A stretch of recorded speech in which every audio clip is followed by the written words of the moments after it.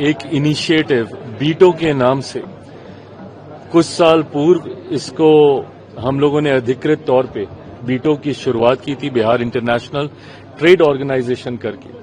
ये एक ऐसी ऑल्टरनेट पैरेलल व्यवस्था तैयार करने की सोच है जिसके माध्यम से हर वो बिहारी जो संभवतः बिहार में नहीं रह रहा है, दूसरे राज्यों में या दूसरे देश में जाकर उन्होंने अपने आप को इतना सक्षम कर लिया है कि वो अब बिहार के लिए और बिहारियों के लिए कुछ करना चाहते हैं, उन सबको एक मंच पर लाकर, ऐसे लोगों को, ऐसे इंडस्ट्री लीडर्स को एक मंच पर लाकर जो बिहार में अपना योगदान देना चाहते हैं, न सिर्फ बिहारी बल्कि संभवतः दूसरे राज्य से हों पर उनकी सोच बिहार को विकसित राज्य बनाने की हो, उन सबको एक मंच पर लाकर बिहार में अलग अलग क्षेत्र में कार्य करने की सोच के साथ बीटो को तैयार किया गया है।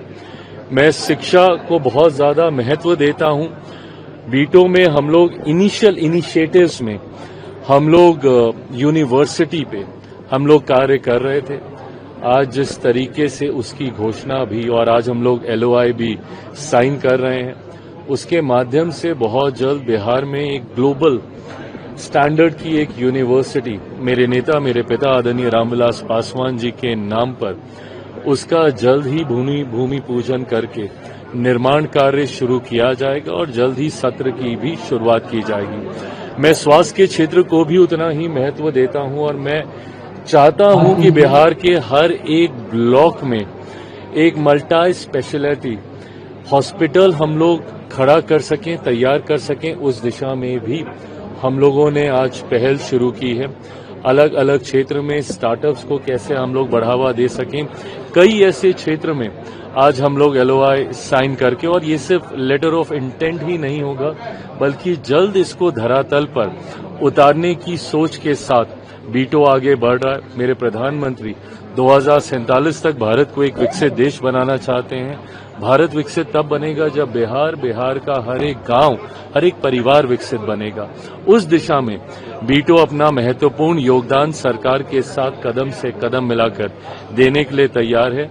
और आज बिहार दिवस के दिन हम लोगों ने न सिर्फ देश भर से आए हुए लोगों को बल्कि अलग अलग देशों में भी, कई देशों में जहां पे बीटो के चैप्टर्स हैं वहां पे भी डिजिटल माध्यम से कई साथी हमारे जुड़े हैं, भले वो जापान हो, US के अलग अलग राज्य हो, ऑस्ट्रेलिया हो, सिंगापुर हो, UK हो, दुबई हो, तो कई ऐसे देशों के लोग भी आज हम लोग के साथ डिजिटली जुड़े।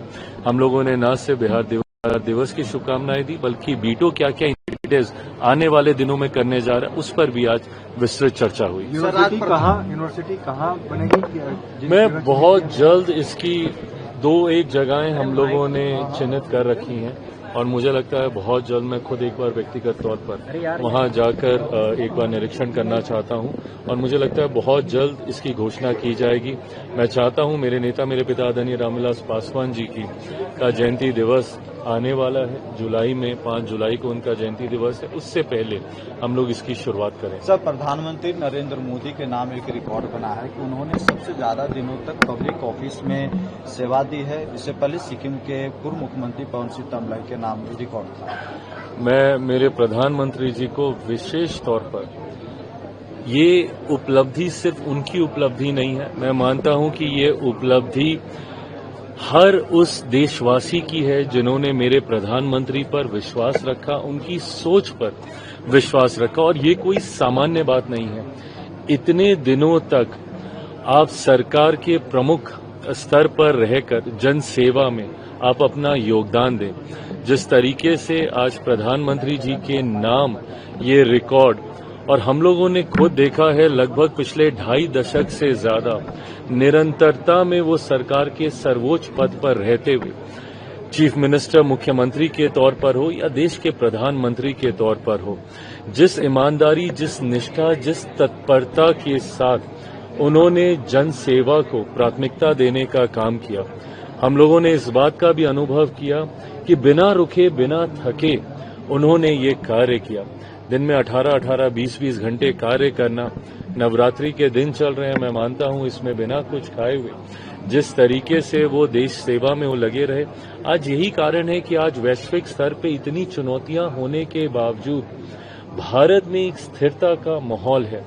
आज इतनी चुनौतियां होने के बावजूद भारत की अर्थव्यवस्था दुनिया में सबसे तेजी से बढ़ने वाली अर्थव्यवस्था है। वैश्विक बाजार आज भारत के लिए खुल रहे हैं। इन तमाम परिस्थितियों में भारत को मजबूती देने का काम मेरे प्रधानमंत्री आदरणीय नरेंद्र मोदी जी की सोच, उनकी नीतियों ने किया है। मैं अपनी तरफ से, अपनी पार्टी लोक जनशक्ति पार्टी रामविलास की तरफ से मेरे प्रधानमंत्री को ढेर सारी बधाई, शुभकामनाएं देता हूं और इसी तरीके से निरंतरता में आने वाले दशकों तक वो कार्य करते रहें, जनसेवा में अपना योगदान करते रहें, ये कामना भी करता हूं। सर, एक और सवाल है कि बिहार में अब नई सरकार बनने जा रही है, आप भी एनडीए के एक प्रमुख साथी हैं, क्या बातचीत शुरू हो गई है? बातचीत मुख्यमंत्री बनाने को लेकर के कि नए मुख्यमंत्री कौन, कहां से, किसे बनाया जाएगा? बातचीत काफी हद तक पूरी भी हो गई है, महज अब एक औपचारिकता है ऐलान भर की, और मुझे लगता है कि बहुत जल्द उसको भी पूरा कर दिया जाएगा। एक बात स्पष्ट है